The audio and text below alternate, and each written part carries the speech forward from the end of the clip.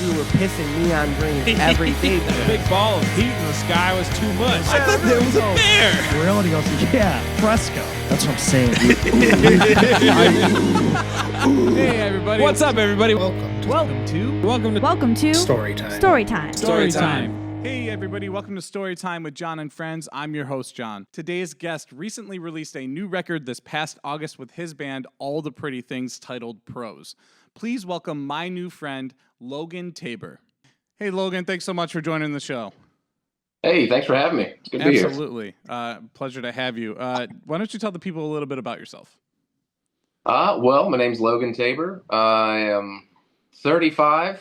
And I am the singer of a band called All the Pretty Things. And that's what I love to do. I edit videos for a living outside of that. So I just like being creative and watching Lord of the Rings a lot. Hell yeah, I love that. So you're more of a Lord of the Rings guy than Harry Potter? Harry Potter. No, we're going with Harry the Potter from now on. Really? I mean, Harry the Potter, fine. You know, No, I mean, I like Harry Potter a lot too. I think I just did I think I got through all of them the other day. I usually do that around the holidays, just do the full marathon. Yeah. Nice. Yeah. I recently told my wife, I was like, I think I'm going to sit down because I've never seen all of them. Mm-hmm. I was just always a Lord of the Rings guy and not a Harry the Potter guy.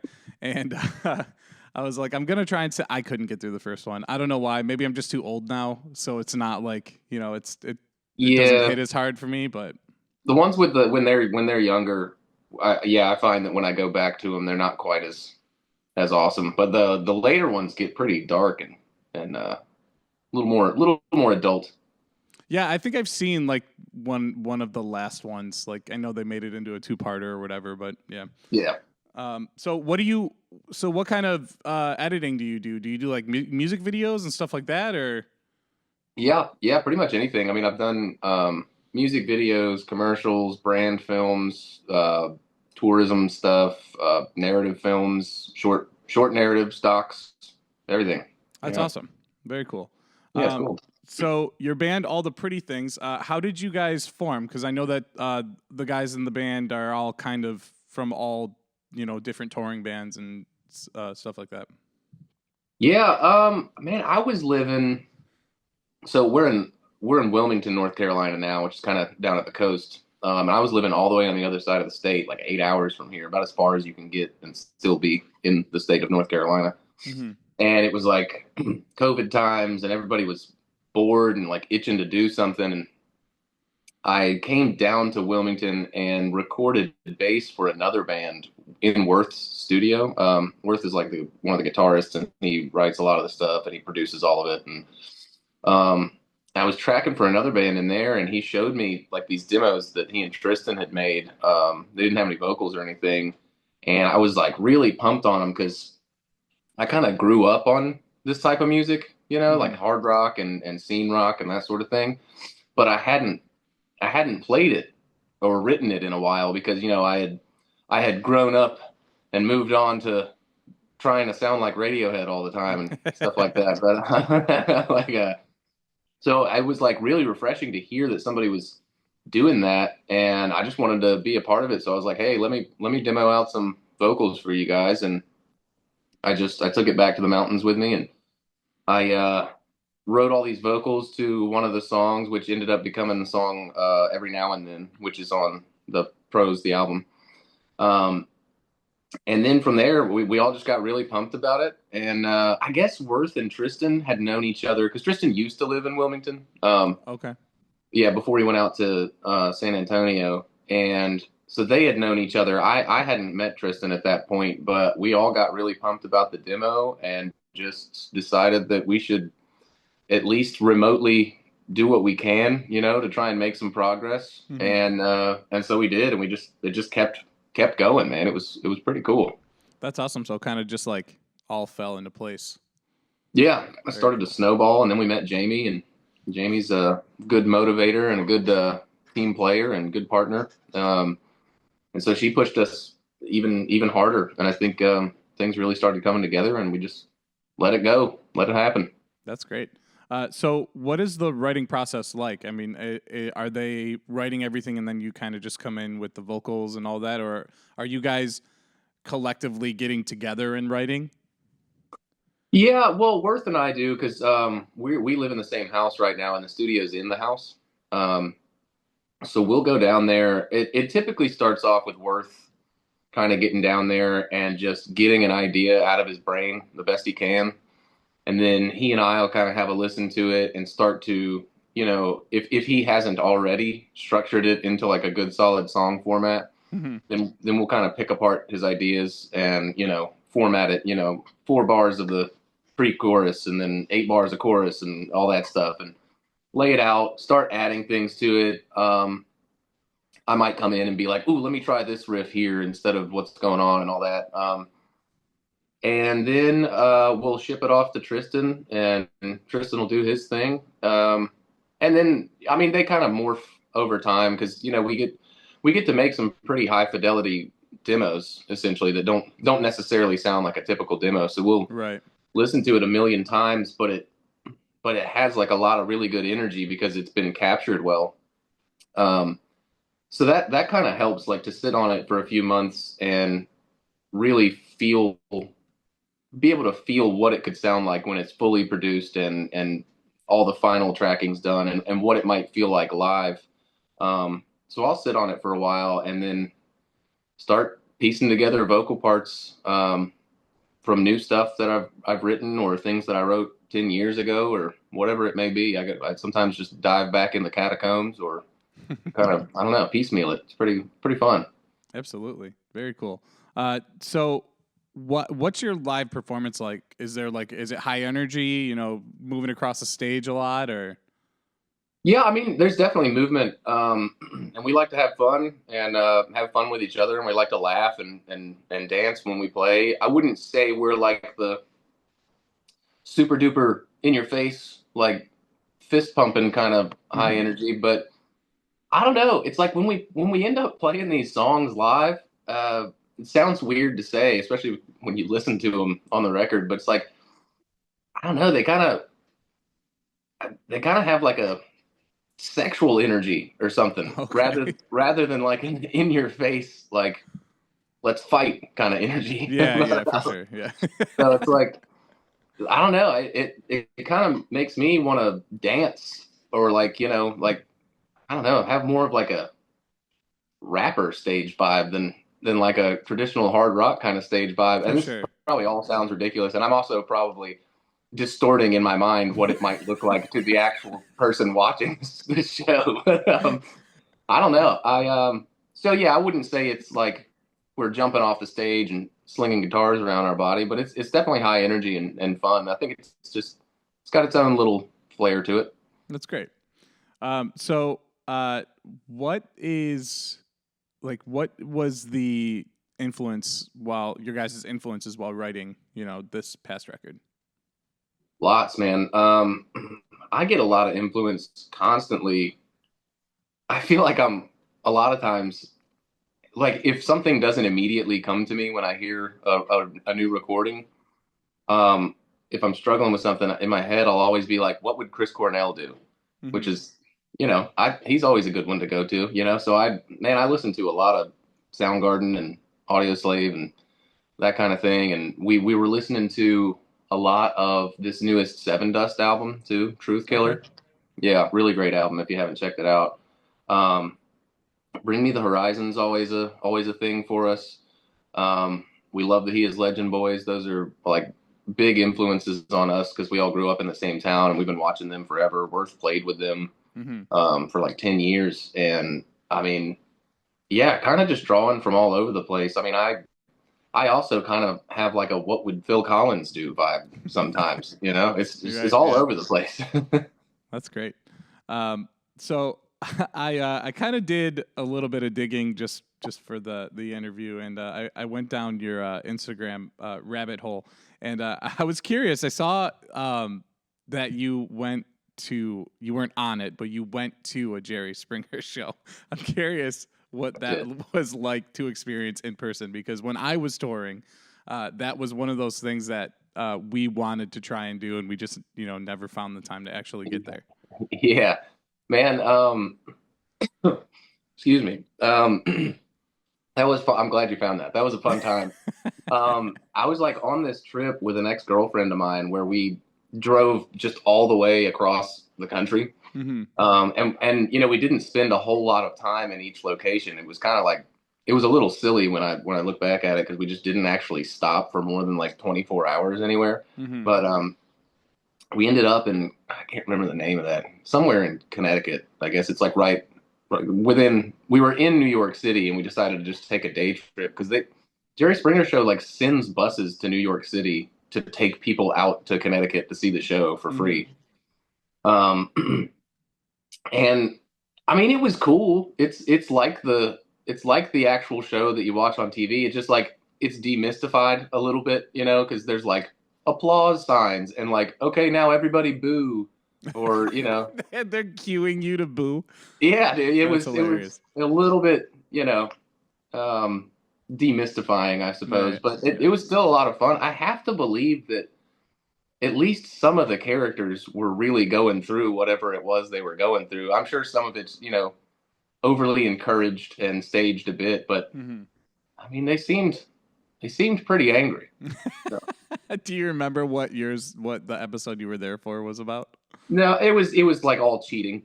Oh, Okay. All right, per usual, yeah. Yeah, pretty standard issue. Yeah. I love that. So typically I have people on to come on and share like a behind the scenes look into what it's like to be a touring musician. Do you have any stories you'd like to share from the road? Yeah, I mean, this past tour, which was a really fun one, it was us, Alisana, Limbs, Half Heard Voices, and Vampires Everywhere. Bunch of great bands, made a whole lot of really cool friends. Got some great road experience with this particular band, and we were able to see what we were capable of. And nothing too absurd happened. But there was one night we were in New York City, and we were like leaving the venue after the show. And of course, I've taken like my sleeping medication for the night, because I'm trying to like maintain my voice and get enough rest, and also be in a moving RV in New York City. And so I'm like half awake in the back, and some dude just ran into us on the turnpike, and then got out and started like blaming us and threatening us. And I mean, the short version of it is that he was just trying to scam us for like, he wanted us to give him like a couple $100 or something. He didn't have any intention of doing anything, but he threatened to, call the cops. He's like, I'm calling the cops. They said it's going to take 2 hours. And we were like, yeah, buddy, we'll wait. And little does he know, there's like 5 grungy ass dudes in this van just like waiting for him to make the misstep. Yeah. And while we're sitting there, Alisana is in their van behind us, pulls up, and they're like talking to the guy. And that's like 7 more giant dudes that get out of the van. this dude's like, what is going on? And then, so it turns out Alisana was like talking to him, and we were like, we're fine, guys. Just go on. He's full of shit, And as they were pulling off, they clipped his side view mirror off of his thing on accident. It just kept coming and kept coming. And the guy was finally like, all right, meet me on the other side of this tunnel, because there's some cops up there that we're going to talk to. And he pulls off, and we never saw him again. He just never stopped. Totally full of it. That was just his plan to like, he's probably running around doing that all night, and just wasn't too lucky with us. Yeah, no, what a douche. Yeah, it was the worst. He was the absolute worst. Yeah, I personally, I'm not a big fan of driving around New York City in any kind of vehicle, especially a 15-passenger van pulling a 12-foot trailer, which I've done quite a few times, and it's just a nightmare always. Oh, it's nerve-wracking, dude. Absolutely, yes. And the parking there is atrocious, no matter where you are, which is a whole other thing. Yeah. Mm-hmm. So where did you guys come up with the name for the band? Honestly, when I started back in demo days, while I was still in the mountains, Tristan just kind of said that he was like always wanted to call a band that. It's like a name that's just been rolling around in his head. Mm-hmm. I honestly, I never asked where it came from or what the inspiration was. But I don't know. It had to be something silly and South African. Knowing him with his silly accent, all the pretty things. Yeah, that's funny. It's funny because I often talk with musicians, and it's funny because we always say how that's the hardest part is the band name, and you guys that was the easiest part. It sounds like because the music obviously comes naturally, but he already had a name, so you didn't even have to try. I was kind of grateful for that because, dude, I've played that whole game where you spend like months trying to think of a band name, and there's like this 3-page list full of hundreds of names, and none of them are good, and you're just like, what are we going to call this thing? But I was just like, fine, that works for me. Mm-hmm. It sounds cooler when he says it because he has the accent. So when he said it, I was like, yeah, that's badass, man. We'll see that. That's funny. That is funny. So do you have a preference, Wawa or Sheetz? Ooh, or Buc-ee's? Man. I guess I got to throw that in there now. Well, obviously, I do find Buc-ee's to be superior because it's like you're in an airport, but some like less annoying. But I don't around this region we don't have too many opportunities to stop in a Wawa. Okay. But we got a ton of Sheetz, so I have grown quite accustomed to a Sheetz. Mm-hmm. Nice. Yeah. So I'm in Buffalo, New York.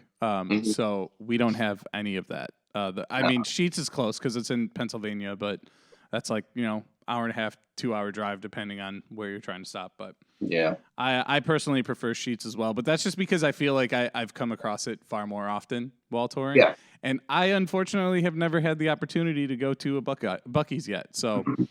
Oh, they're great, man. It's incredible. It's on the bucket list, apparently, with me and my wife. So it's out of this world. You got to. If you see one, even if you don't have to stop, just... Oh, yeah. I'm the type of person who will go out of his way to do something like silly like that, Absolutely. What is your favorite song to play off the record? Man, it's a fantastic question. They're all kind of super fun. I feel like the energy of Weeping Season live is super fun, man. It just feels like such a live song. Like that one has to happen live, and we usually kick the show off with something a little more. I guess I would say a little less hard rock specialized, like something a little more dancey. Mm-hmm. And then we'll second or third song go into that one, and it just kind of like takes it up another notch, Right. Yeah, that one feels great live. I just like that tune too, so I'm probably biased. Is that your favorite off the record? Man, yeah, it kind of is. And not necessarily from anything particular, like a certain line I wrote or a certain guitar part or anything, because at this point, I've heard all these songs way more than a human being should hear their own songs. And so at this point, when I listen to the record, it's just about the overall vibe of a particular song. And that one, for some reason, is like one of the ones I keep going back to, and I'm like not tired of hearing, Mm-hmm. Absolutely. Everybody's always got their favorites, and that it is a catchy song as well. With the dancey feel to it. Let's see, what else do I got here for you? Have you done any traveling as far as out of the country? Yeah, for sure. I actually pretty recently, like early November, got back from like a 2-week Ireland trip. Oh, nice. Was there anything specifically you did out there? No, man. We had we kind of did it this way. We went out there. We left ourselves a lot of time. Obviously, Ireland's like the size of Indiana or something. Mm-hmm. And we gave ourselves 2 weeks, and we rented a car so that we could kind of just do whatever we wanted. We had Airbnbs or hotels planned in the places we knew we wanted to stay. Okay. But with that in mind, we gave ourselves, because we had the rental car, and our schedule was pretty lax. So, we weren't like, we have to go see this show at this place on this date at this time.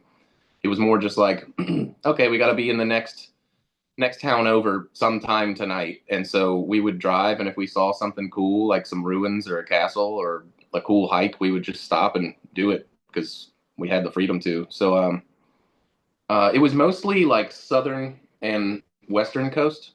Okay. Because that's a pretty magical part of the world there. But yeah, dude, it was like a lot of kind of just do whatever you want. If you see something cool, we'll stop and check it out. I love that. That's a perfect way to travel, in my opinion, just because you never know what you're going to come across. So you don't, like, me and my wife did Italy for our honeymoon, and it was just like we traveled to a couple different cities, but it was like we didn't really have a plan when we got there. It was, let's go just explore. And we ended up coming across all the stuff that most people go there for anyways, just by walking. So I feel like it's way more fun when you just kind of stumble upon it because you're like, holy shit, you're not expecting to run into this massive building or whatever. But yeah, beautiful old church, and just like, we have time to go in here. We're not. Yeah, absolutely, exactly, because you don't have plans. So yeah, beautiful. I love it. I love that as well. Let's see, I just had one. Oh yeah. So was there any like a live performance when you were younger that made you want to start playing in a band, or it kind of like lit that fire under you when you were a young child? Yeah, man. So I mean, I've always been into music. I kind of come from a musical family, so I watched my parents play in church all my life, and they would take us to like concerts that are too far away in my memory to know exactly what they were, but I have a vague still frame in my mind of going to like outdoor concerts with my parents a lot. So I was always interested in it, but when I was like 11 or 12, maybe,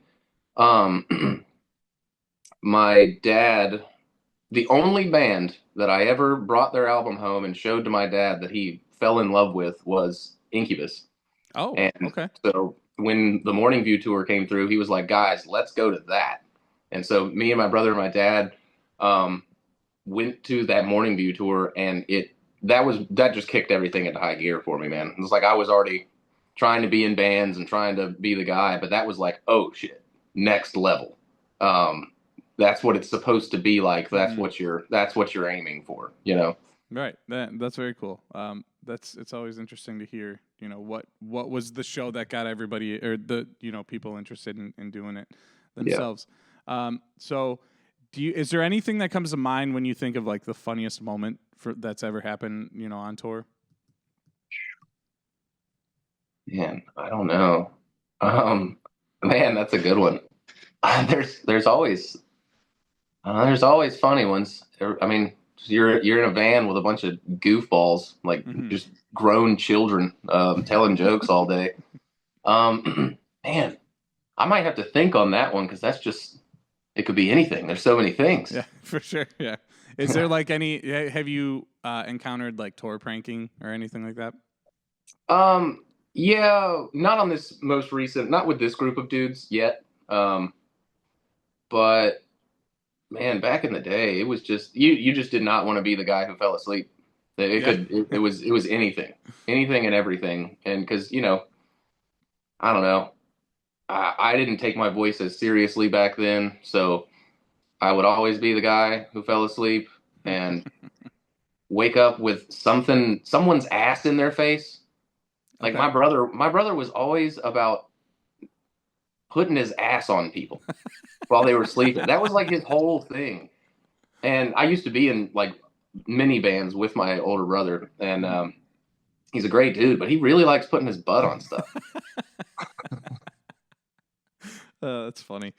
You're so pranked. My butt was on you. That's hilarious. Yeah. Yes, brother. It was on me. Do you have any near-death experiences? I guess. I mean, I didn't like actually have a full NDE, where I saw the light, etc. But when I was like 20, I was working for this company, and we had just purchased like a competitor company out in California. Mm-hmm. And it was in like Apple Valley, California, which is like high desert, kind of just nothing. People just scratching around in the dirt, Mm-hmm. And so we went out there. Me and my boss went out there to kind of convert all of their systems over to how we did things on the East Coast. And we had a break one day, and he and I were just driving around. We were like in the middle of this huge desert, just like look at all that sand. And we saw a 4-wheeler rental joint. And this would have been my first time on a 4-wheeler. And I wasn't entirely sober. So we went out there, and we were in it was like the track was just this dried up like river delta from ages ago. And so the tracks were only as wide as like the 4-wheeler itself. And they were all pretty messy and bumpy, but I found like a good, straight, smooth, flat one. And so I was like, I'm going to open this bad boy up. And I got going pretty good. I was probably going 40, 50 miles an hour. And half the track just like fell 18 inches below the other half of the track. And the front axle dug in to the ground. Full speed. And I flew that day. I mean, it was wild. And I landed flat on my back. I got up immediately because I was like, all right, if I don't stand up right away, I'll never stand up again. It was like totally irrational thought. But I got up, and I was like, man, my chest hurts. I feel like I cracked a rib or something, and my neck was hurting. And we had this was like 20 minutes into the 2-hour lot that we had rented on these 4-wheelers, naturally. So we were like, well, we don't want to waste this money, like, let's just keep riding if you feel like you can. And we kept riding. I was pretty cautious from then on out. I wasn't having a great time, and I was in pain. And so we got done, and then we took like a 2.5-hour drive back to where we were staying.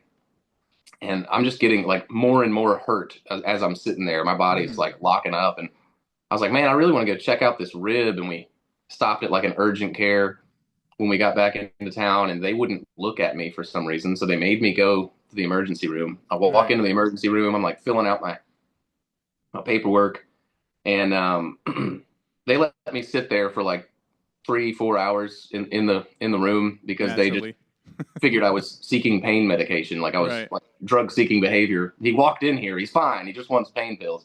But yeah, I mean, 3-4 hours later, they come back and they're like, yeah, your broken rib is really just a collapsed lung, but you also shattered your C6 neck vertebrae. And so I was just like riding a 4-wheeler with a broken neck.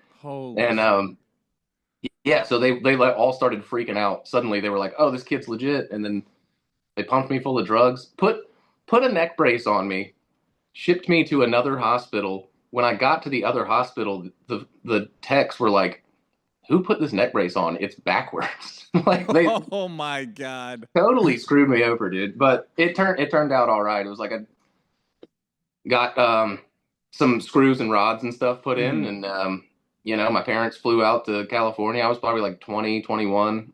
So it was scary, and nobody spoke English because it was like a teaching hospital in Southern California. Yeah.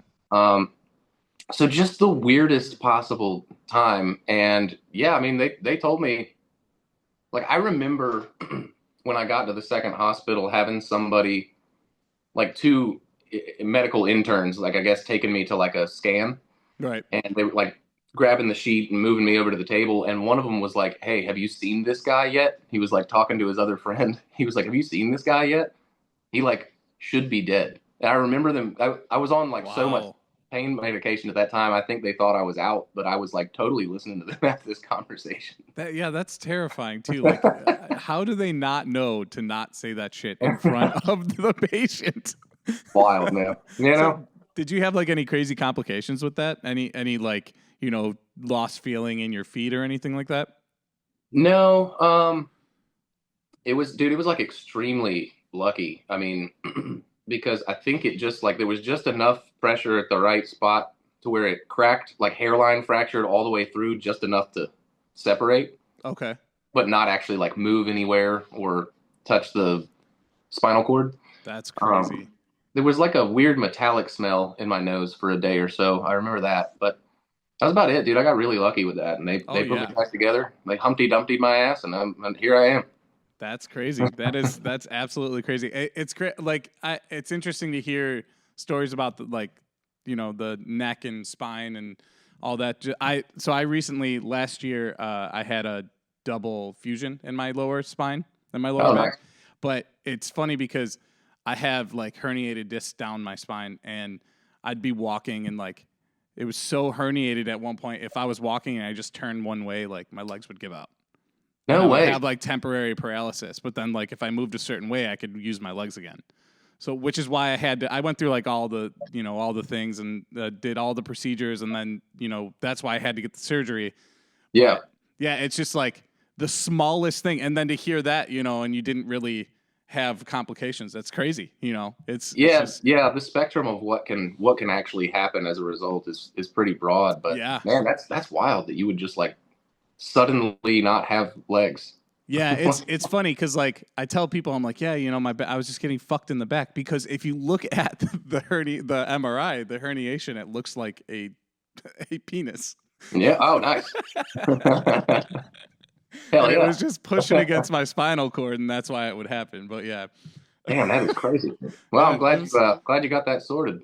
Yeah, it's coming along pretty good. So no complaints as of right now. But Good. Yeah. Do you have any more tour stories or traveling stories you'd like to share? Man, I don't know. I'm curious what. So I have some other things here that I marked down from your Instagram. So you've been to Iceland and Thailand and all these places. Like, what is some of the things you did there that were like, stand out to you as really memorable? Oh yeah, cool question. Well, in Thailand was really cool, but that was one of those things where I did not drive myself. That was like a tour bus. Oh, okay. Guided tour situation, but we ended up doing some really cool stuff. One day, this was probably one of the cooler moments ever. We went out to this, what would it be, like an elephant sanctuary? Okay. And so we were hanging out with these elephants. They let you pet them and feed them and make food for them. And then at the end of the day, we went to a river and like bathed them. Oh. And bathed ourselves. So I'm just like sitting here scrubbing a fucking elephant all the way across the world, and it just like with the sun all the way out started to like gently rain.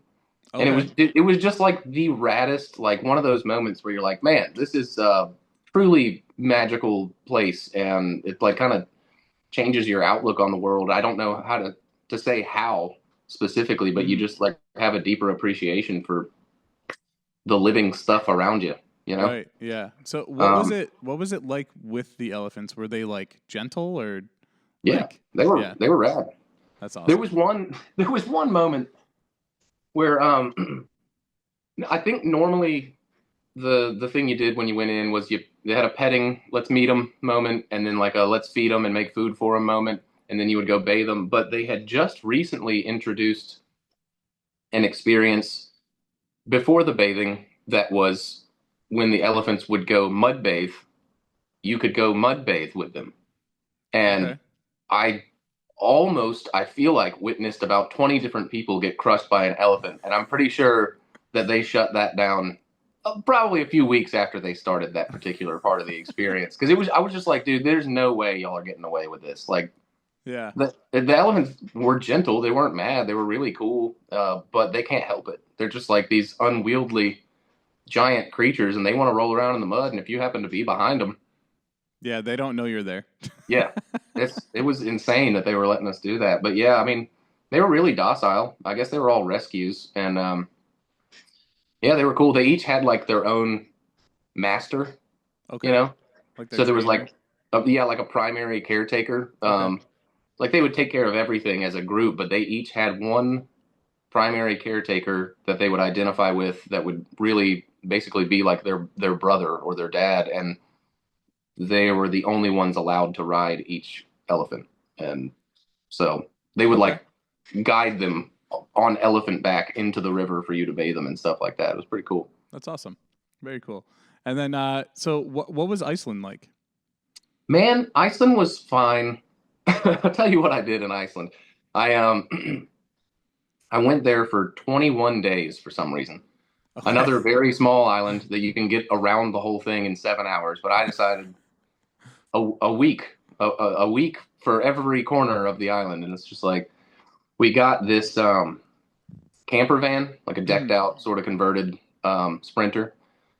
And we were just living in this van, cooking in this van. We still went out to eat and stuff like that. But Iceland, I can't say it's known for its culinary prowess. A lot of moss soup and just weird kind of soup. Yeah, it was not the best. Okay. But yeah, I mean, we just drove around the whole island, and it was funny because I really love waterfalls, but within like 3 days of being in Iceland, you are so numb to waterfalls. Okay, they're just yeah, everywhere. There's more water falling just off the side of the road. I mean, it's beautiful, but like, it really does look like an alien planet. You know, they filmed part of Prometheus there for a reason. Went to see that. I think that was Dedefoss. And that was very big and very loud and super cool. Alien landscape situation. The people were fine, but no, it was a cool experience because you're just living like, there's no grass. What you think is grass is just more moss. And it was wild. I can't remember. I think we went in August. So it wasn't like deadly cold or anything. I think it got down to 20 degrees. There was one night where the Northern Lights came out in pretty good fashion. And that too was like one of those holy shit moments. Like, this is absolutely incredible what I'm looking at. And I found myself like unable to describe what they look like in person when you can see them moving, because you see pictures of them and we all know what they look like, green snakes in the sky and stuff like that, but they're like actually coming down at you in like, they're like rays. Yeah, dude, it's so hard to describe what it looked like. It kind of felt like horses in the sky, and when their feet hit the ground, they would light up, kind of thing. It was pretty rad. But like, I found myself so mystified by it that I was like, spent weeks trying to figure out how to describe it to somebody, and I still have nothing. So have you been able to see them like in North Carolina at all? There was one recently, right? There was like some solar flare that like. Yeah. So this year, I think we've seen in Buffalo. We've seen them 3 times on 3 separate occasions, and one of them was like a couple weeks ago. But yeah, I'm sure it's nothing like in Iceland, where it's like, you know, beautiful out and but whereas here, like the light pollution, you kind of had to you could see it, but then you had, like, if you really wanted to see it, you had to pull out your phone and it kind of amplified it for you. Oh yeah. So like, you'd see like a hue around the house or whatever, like up in the air, but it just wasn't super prominent in the air, but in the sky. Yeah. Definitely something I would love to do is see that, like, for real. You know what I mean? Not with the light pollution and everything in a city. Yeah, dude, it's definitely worth taking a vacation where that's like a big thing. Yeah. Like, I definitely want to go to like the Scandinavian part of the world, and they've got them real big up there. Yeah. And I want to check that part of the world out anyway, but I would literally chase around the Northern Lights if I could afford it. You know? Right, yeah, that'd be totally worth it. Absolutely. And then it's funny you say, like you were saying, you know, you usually love waterfalls, but they just have so many. I live 30 minutes from Niagara Falls. Oh, nice. So people are like, yeah, we're going to Niagara Falls. I'm like, why? Because I'm so used to it. It's just, I'm so numb to it, you know? But. Well, and from what I understand, I went to Niagara once, and it seemed like from where we were on the New York side that the Canada side might be the better viewing. Yeah, the New York side is absolutely terrible. It's like, so there's, you know, all that touristy stuff there, but the Canada side, it's like they have like Ripley's Believe It or Not, they have arcades, like adult arcade, bowling, all this crazy stuff, and then on the American side, it's like a casino, hotels, like a terrible aquarium, and then if you go 2 blocks the opposite direction, like you don't want to be in that area. It's interesting. Very impoverish. Yeah. Yeah, that tracks with how we usually set up tourist attractions. Yeah, it's pretty terrible. Um, so let's see what else I got here for you. Do you guys have any pre-show rituals or superstitions before you get on? No, I like to do the Captain Planet thing, where like Earth, Fire, Wind, Water, Heart. But that only works, when there's exactly 5 of you. So we were lucky on this last tour. There were 5 of us. Nobody wanted to do the Captain Planet thing with me, but I still made them do it. So that felt good. I felt good about that. But nah, man, it's usually just like, for me, the ritual is like try not to talk too much before the show, get too excited, or like don't go too crazy during sound check. Just kind of take it easy. Maybe have a nice beta blocker if you're feeling like you need one, and that's my pre-show ritual. I'm pretty boring, I'm just like a just standard issue bald guy that likes to go sing songs sometimes, Yeah, absolutely. You said bald guy, and I was like, I'm right there with you, man. Yeah, we got this. We stand together. Is there a favorite, town or city that you've played in, or a place that you look forward to the most visiting? Yeah, I mean, I guess it depends on, as far as playing, it depends on which venue you're playing in that city. But I always like going to Atlanta for whatever reason. I just like the way it feels down there. Like the vibe is really cool. I'm not usually a big city guy, but I feel like Nashville and Atlanta, I just jive with, Mm-hmm. And dude, New York's always fun for me for like a few days. I can do New York City for a few days. I start to get a little overstimulated after that, but like it is cool to go up and check it out and do the things. Like I still, anytime I go to New York, I still do all the touristy stuff. Yeah. Okay. Museum of Natural Science, Natural History. Yeah. Beautiful every time. Yeah, nice. I don't think I've actually ever done any of the touristy things. I did. Well, that's a lie. I did New Year's Eve in the square once. I think it was like right after high school, and it was the worst experience of my life.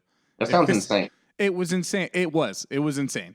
You have to get there at like 9 a.m. You can't leave, because if you leave, you lose your spot, and then that's it. They just don't let you back in because it's all gated off. And then we're watching this dude like pickpocket people right in front of us the whole night. So then you go and you tell a police officer, and they're like, well, he's probably trying to pickpocket you. And I'm like, yeah, that's why I'm here, talking to you, a police officer. And they just laugh. So but you should know. It was a terrible experience. And then any of the music that you see like on the TV when they perform, that year it was J-Lo. Oh. She did it about 14 times before they aired it. So hear the whole time. Like that's all it is. You just the same song over and over and over. That's rough. Yeah. I mean, it was an experience, but I would never do it again. Yeah, I guess they got to get all the angles and make sure everything's cool. Nobody's holding up lewd signs, stuff like that. Yeah. I mean, you're not you can't really go for a bathroom break, so if you're drinking or whatever, you have to smuggle in alcohol. It's not as fun as they make it look on TV. I can't do crowds that way. So yeah, me too. Yeah. I am the exact same way. What is one thing you wish your audiences understood like more about touring and what it takes to tour? Man, that's a great question. God, kind of like the whole thing. Like, I mean, just the sheer logistics of touring on this scale is like, I feel like the takeaway should be that like, it's not worth the money.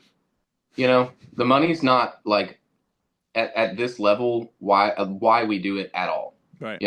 We're basically and I'm stealing this from the Alisana guys, but we're basically a traveling t-shirt sales company. Yeah. And the logistics of putting on all these shows, it can be very stressful. It's obviously very rewarding, but there's a lot that goes into it. And I think people, and I hope people already do know, and I think a lot of people do, but like, dude, we're literally just doing this because we have to, or we'll die. Right. Like from like, emotional neglect, essentially.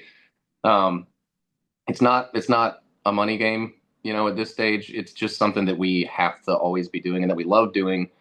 And yeah, that's really it. We're not there because we're like big loaded rock stars, and we're not, well, at least in our case, and I know a lot of people party and there's nothing wrong with it, but like we don't even party, dude. We're not like crazy rock stars that are like messed up all the time and just drinking backstage. It's like we like to go out and feel good and feel healthy and energized, and so that we can give that to the crowd and hopefully get more of it back from them, Right. Yeah. I feel like that's more of like a in your 20s kind of thing. You know what I mean? Yeah. Like guys that are still doing it in their 30s, it seems like they've matured more to where, they'll have a couple drinks or whatever, but they're not looking to get fucked up. They're not trying to get crazy. So yeah, it's exhausting after a while. I got all the partying out in my 20s for sure. Yeah. Same. Yeah.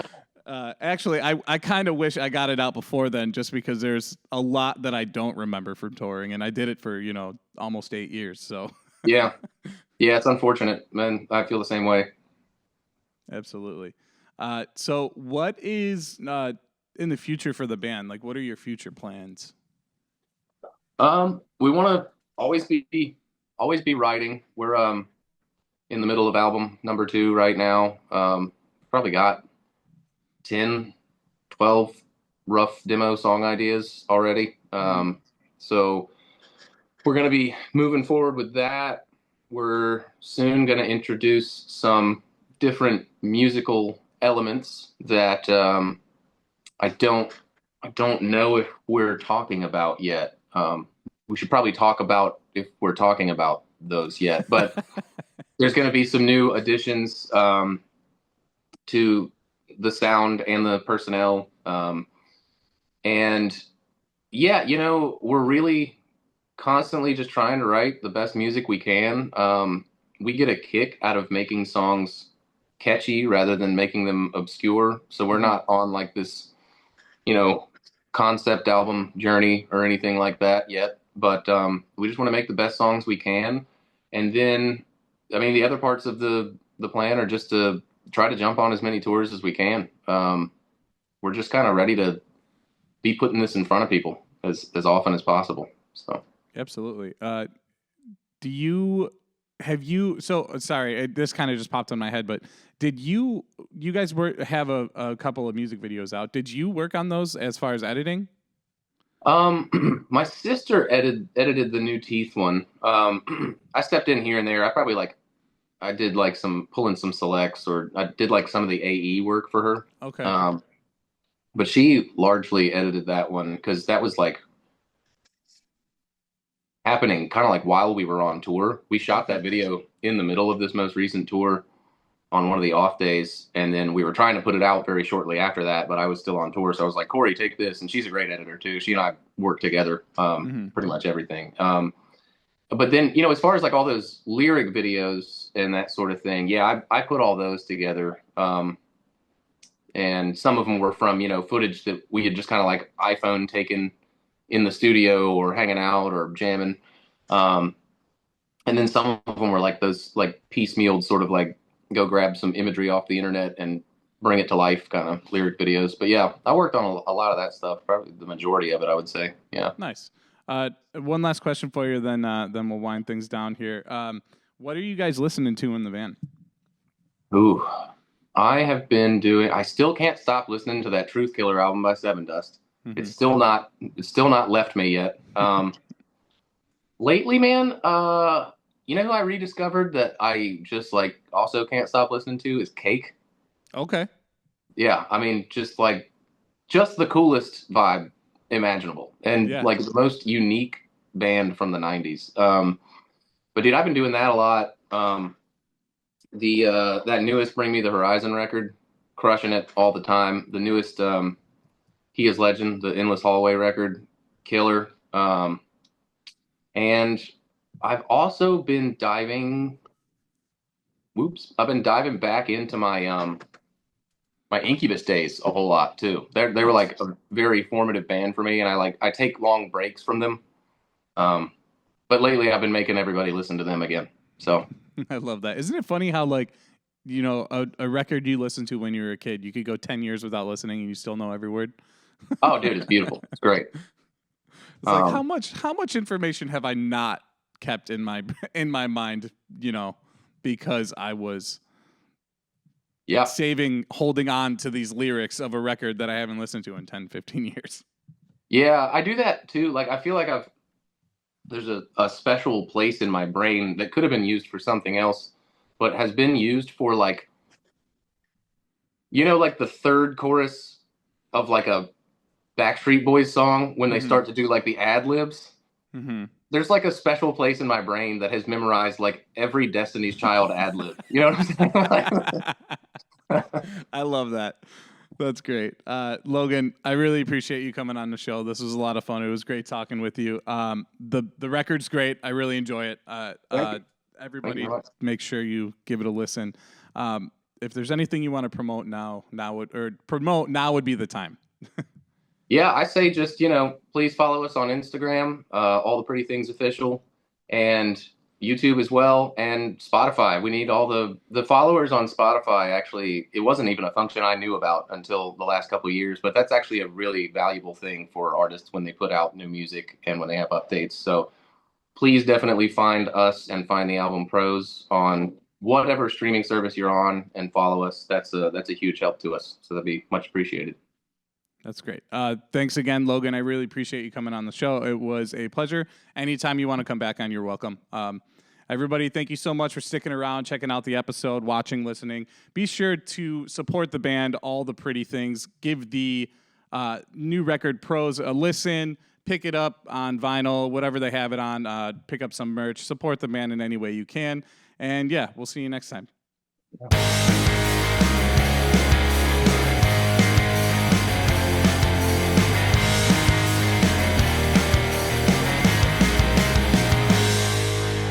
Bye, bitch.